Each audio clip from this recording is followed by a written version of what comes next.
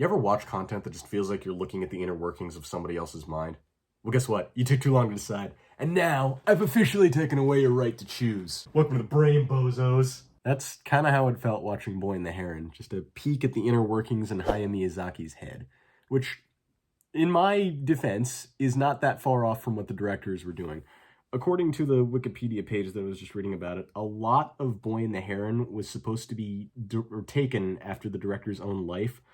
For example, Miyazaki's relationship with his father and how they had to retreat to the countryside during the war, how Miyazaki felt after he lost his mother. A lot of it was a coming-of-age tale that sort of reflected the inner workings of his own life, which I can kind of respect if this is supposed to be his last movie. It's something that resonates with him. And for what it's worth, the inner workings of his mind are something that I want to see. I'm a real big fan of the saying, please all and you'll please none. In this case, Miyazaki made something that he was going to use to please himself. Wow, that sounded dirtier than I intended. Miyazaki made something from his own mind without being prompted or told what to add or what to do for his story. And that's something that I respect. That is how I believe most entertainment should be funneled. And in regards to the way that Miyazaki thinks, this is just what impresses me about the inner workings of his mind. Every movie that he has made does not feel derivative of each other. I will die on that hill. Not a single one feels like it's been copied. Each one of them, each story that Miyazaki has directed personally, not Goro's Earwig and the Witch, that's derivative as hell, but each one that Miyazaki has done feels like its own special little bubble that doesn't overlap with anything else. Especially, even when, oh my god.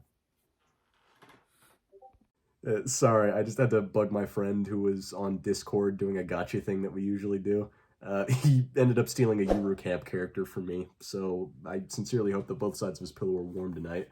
But that's beside the point. Where were we again, Miyazaki? Of the last 12 stories that Miyazaki has directed, not a single one feels like it is overlapped. Each one of them takes place in their own special little bubble. And that is also true of Boy and the Heron.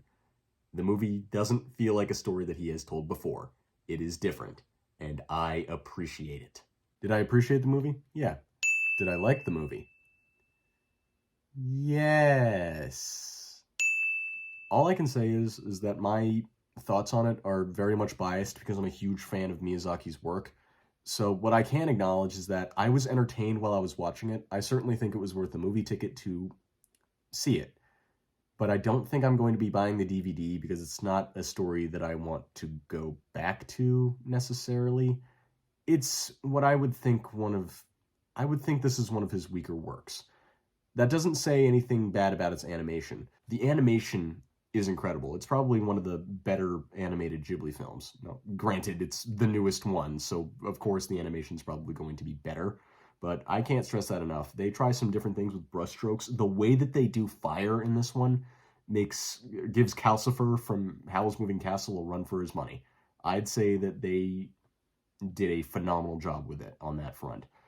Not only that, but just the moving parts that make a Ghibli film what it is, the intricate detail, every single part of the frame being in motion is just what makes a shot of Ghibli what it is. I can say for certain that if you go to Boy and the Heron to get that old Ghibli feeling of nostalgia, then you are not going to be dissatisfied. This is definitely the movie to feel it.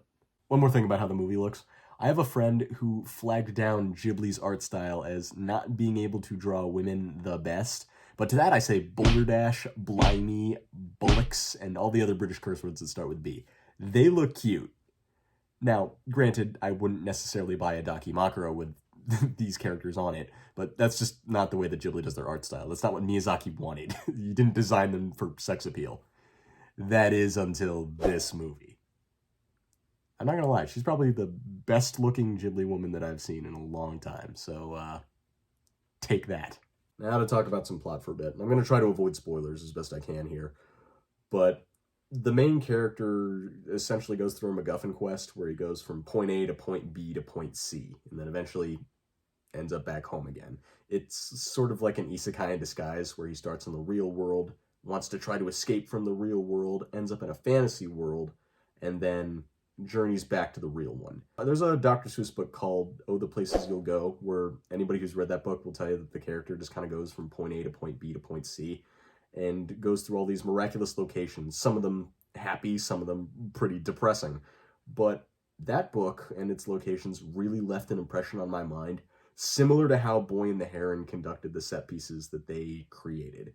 And this ties back into what I said about the Ghibli animation feeling nostalgic, because for what it's worth, going from location to location didn't feel out of place, it didn't feel wrong. I thought that it was very natural that the story should go in that route. I thought that it was great. I really liked what they did there.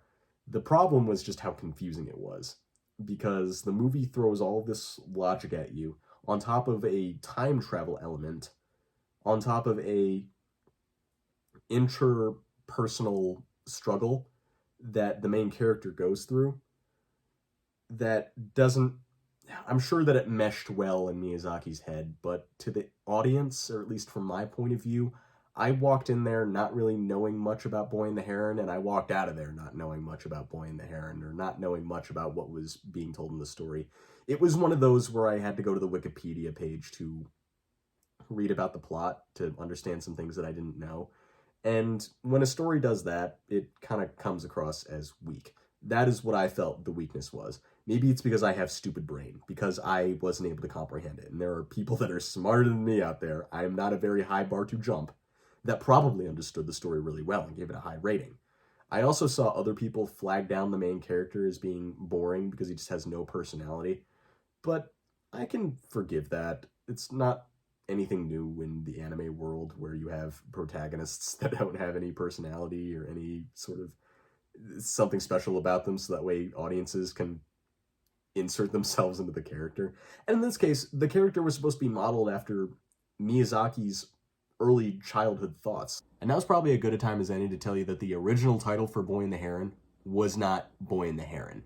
This was something that was a translation error, because the original translation, or the Japanese sub for the movie, was titled How Do You Live? Which I think is just miles better than this child BS that just seems like it was so watered down. Boy and the Heron just... It seems generic, but also out of place, given that the heron disappears maybe halfway through the boy's journey. Or at the very least, for a big part of the journey. Because what happens is, the heron is certainly what causes him to go on the journey, and he's a part of what gets him out of it. But the boy very much has to interact with different people throughout the experience. The heron just disappears, even though he's supposed to be the guide for him to traverse the dream world.